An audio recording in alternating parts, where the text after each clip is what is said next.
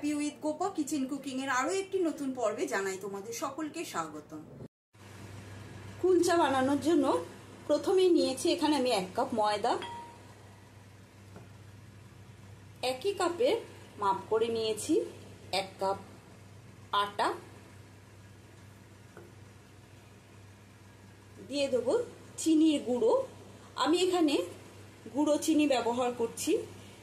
গুঁড়ো চিনি ব্যবহার করাটাই ভালো, তাহলে চিনিটা ভালো করে মিশে যাবে। আর দিয়ে দেবো স্বাদ অনুসারে লবণ। সমস্ত উপকরণ হাত দিয়ে ভালো করে মিশিয়ে নিতে হবে। মিশিয়ে নেওয়ার পরে এবারে মাঝখানটা আমি একটু ফাঁকা করে নিলাম। এবারে এর মধ্যে আমি দিয়ে দেবো 1/2 কাপ টক দই। আটা বা ময়দার পরিমাণটা বুঝে তোমরা তোমাদের টক দইয়ের ব্যবহারটা করবে। আর আমি নিয়েছি এখানে ইনো। টক দইয়ের মধ্যে আমি দিয়ে দিলাম ইনো, এখানে 1/2 ইনো দিলাম, পুরোটা দিইনি। তোমরা এর মধ্যে বেকিং সোডা বা বেকিং পাউডার ব্যবহার করতে পারো। টক দইয়ের সঙ্গে ইনোটা ভালো করে মিশিয়ে আমি 2 মিনিটের জন্য রেখে দেব।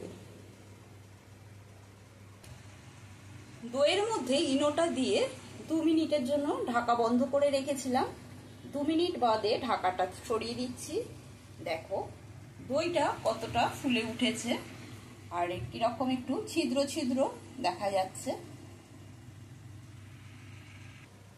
এবারে দিয়ে দিচ্ছি 1 চামচ সাদা তেল। তেলের পরিমাণটা বেশি দেওয়া যাবে না, বেশি তেলের পরিমাণ যদি দিয়ে দিই তাহলে কুলচাটা খাস্তা হয়ে যাবে। এবার সমস্ত কিছু দিয়ে প্রথমে হাত দিয়ে আমি একটু মেখে নেব,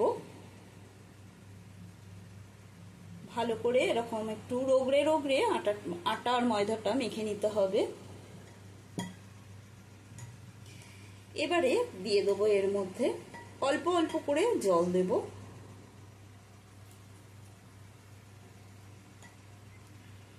ডোটা বেশি শক্ত হবে না, ডোটাকে একটু নরম করেই মাখতে হবে। ডোটা ভীষণই নরম করে মেখে রেখেছি। এবারে 10 মিনিটের জন্য ঢাকা বন্ধ করে রেখে দেব। ডোটাকে 10 মিনিটের জন্য রেস্টে রেখেছি। আর এদিকে বানিয়ে নেবো একটা পুর। তার জন্য এখানে নিয়েছি আলু সেদ্ধ। আমি 2টো আলু সেদ্ধ নিয়েছি। আলু সেদ্ধটা একটা গ্রেটারের সাহায্যে গ্রেট করে নেব।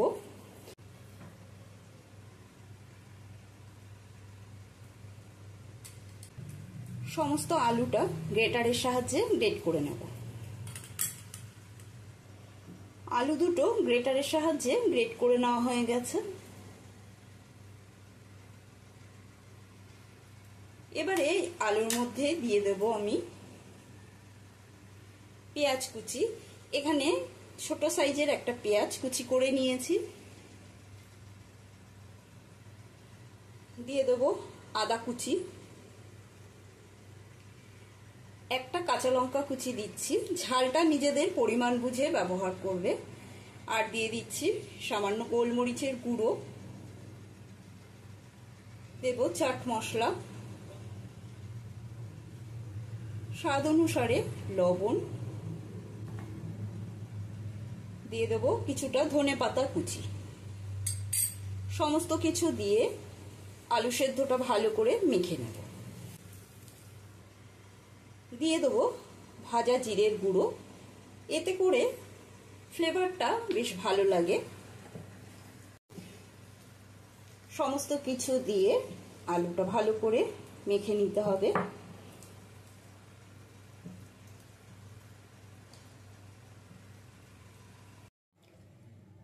10 মিনিট বাদে ঢাকাটা সরিয়ে নিচ্ছি। নেওয়ার পরে হাতে একটু সামান্য তেল মালিশ করে নিলাম।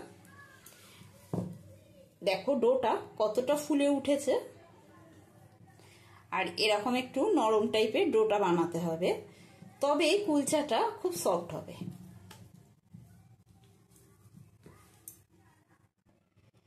এবারে ডোটা থেকে কিছুটা করে নিয়ে একটা করে লেচি বানিয়ে নেব।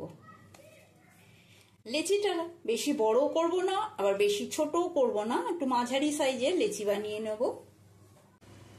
ডোটা থেকে এখানে 5টা লেচি কেটে নিয়েছি। এবারে একটা করে লেচি নেব আর লেচিটা এরকম একটু গর্ত বানিয়ে নেব।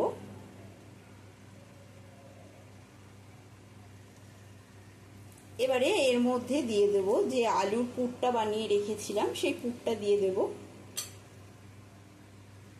পুরটা দেওয়ার পরে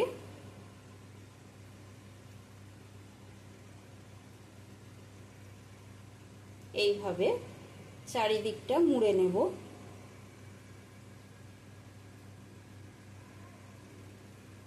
চারিদিকটা মুড়ে নিয়ে এবারে হাতে একটু সামান্য আটা বা ময়দা মাখিয়ে নেব, যেহেতু ডোটা ভীষণই নরম করে বানিয়ে মেখেছি।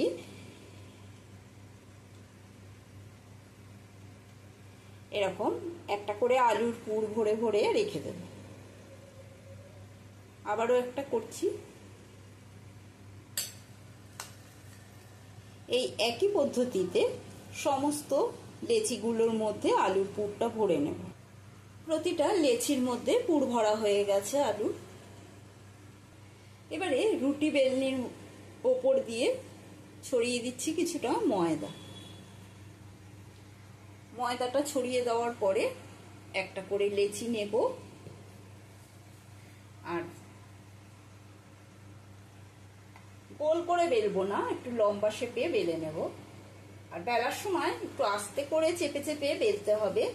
বেশি জোরে চাপ দিলে আলুর পুরটা বেরিয়ে যাবে। হালকার ওপরে প্রেস করে বেলে নিতে হবে। আর বেশি পাতলা করব না। ওপর থেকে দিয়ে দিচ্ছি সামান্য কালো জিরে আর দিয়ে দেব সাদা তিল, দিয়ে দেব কিছুটা ধনেপাতা কুচি।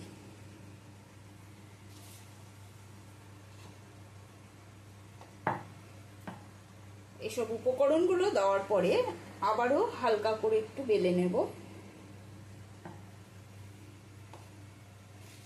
এবারে গ্যাসে একটা ননস্টিকের প্যান বসিয়েছি, এর মধ্যে দিয়ে দেব জল। জলটা যখন ভালো করে এরকম ফুটতে শুরু করবে তখনই এর মধ্যে দিয়ে দেব বেলে রাখা কুলচাটা। কুলচাটা দিয়ে ঢাকা দিয়ে দিলাম। আর উপর থেকে এই ঢাকার উপরে একটা লবঙ্গ দিয়ে দিচ্ছি।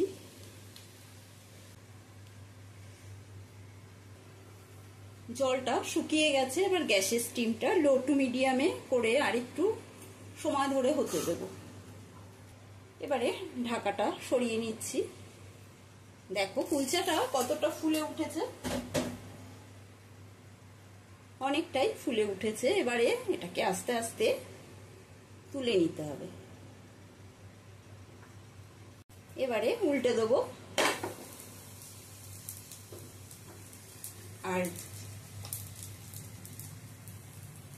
এই পিঠটা আমি একটু ঘি ব্রাশ করে দিচ্ছি। তোমরা চাইলে বাটারও ব্রাশ করে দিতে পারো বা সাদা তেলও দিয়ে দিতে পারো, আবার মন চাইলে নাও দিতে পারো, তাতেও কোনো অসুবিধা নেই, কিন্তু দিলে খেতে একটু বেশি ভালো লাগে। এবারে অপর পিঠটাও উল্টে দিলাম। উল্টে দিয়ে এবারে এই পিঠেও দিয়ে দেবো, একটু ঘি ব্রাশ করে দেবো।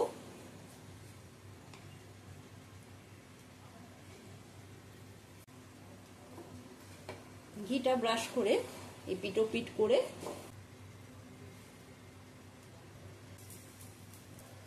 প্রতিটা কুলচা এইভাবে এপিট ওপিট করে আমি ভেজে নেব। আজকের মতো আলু কুলচা রেসিপিটি কমপ্লিট। আশা করি রেসিপিটি তোমাদের সকলেরই ভালো লেগেছে। একটা লাইক দিয়ে দেবে, কমেন্ট করে জানাবে। আমি এখানে রায়তা আর তরকার সাথে সার্ভ করলাম।